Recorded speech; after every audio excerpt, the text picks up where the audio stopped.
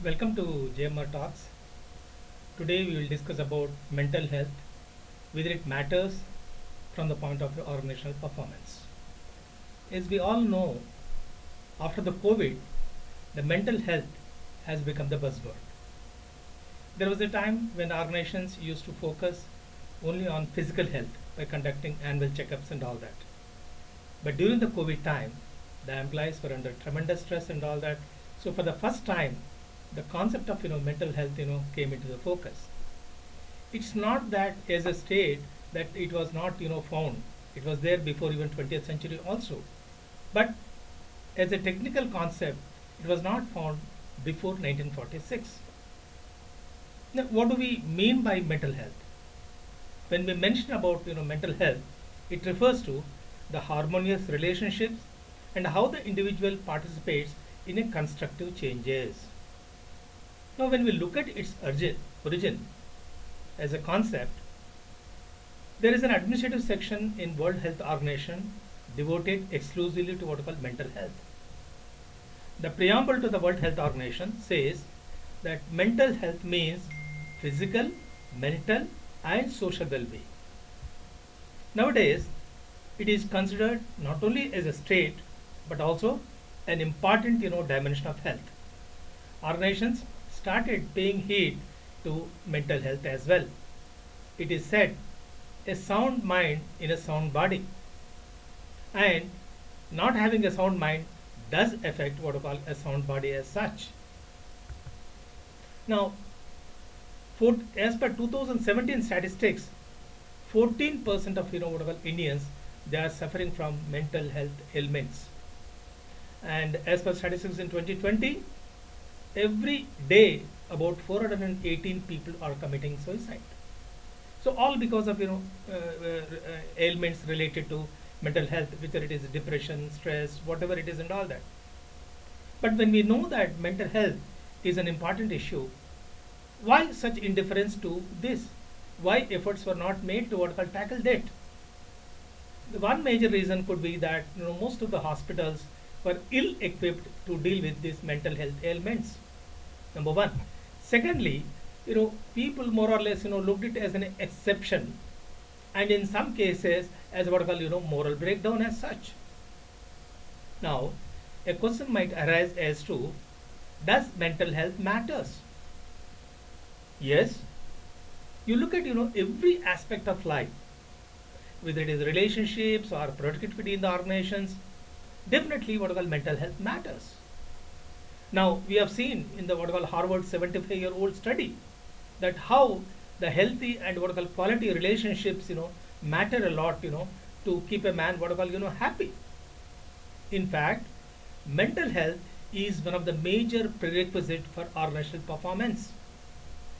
When the people feel good, they give their best to the what we call organizations. In terms of Gallup findings, we have seen that managers play a key role in creating a strong and vibrant work environment. An environment where people would like to come and give their best. So it becomes what we call important on the part of the managers to ensure that none of his employees suffer from any kind of mental health what we call ailments as such. We all know that given the fact of all other resources being available, accessible, and affordable, it is a human resource which provides a cutting edge. So when a person what I call feels valued, he gives his best. As the common saying goes, people may forget what you did, people may forget what you say, but people will never forget how you make them feel by taking care of their what I call mental health in addition to what I call physical health. But when the organization in general and the managers in particular, if they have the view that well-being is a trivial issue, not worth what we're focusing on, it does impact the morale and the motivation of the employees, and in turn what impacts the organizational performance. Now, if you look at the expenditure on what health, the mental health expenditure is less than 2% of it.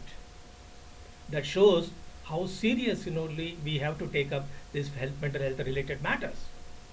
But like as in the case of training, When we invest in the people and people decide to what I call go, is it worth what I call investing in training?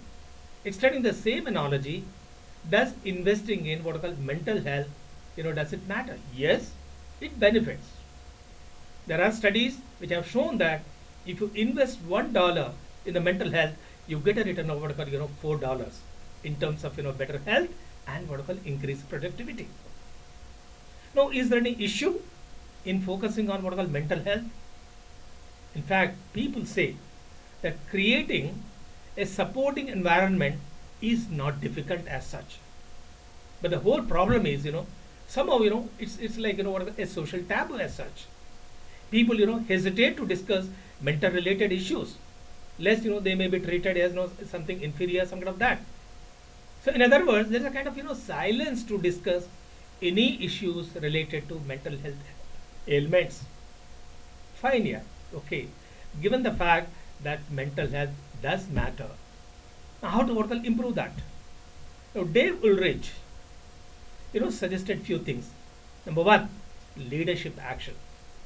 As we all know, people follow their leader. So, what kind of actions, what a leader is taking? Is he trying to be what authentic, leading from the front in terms of his commitment to the people's not only physical health but what mental health? Second, HR actions. Of course, the vision, mission, etc.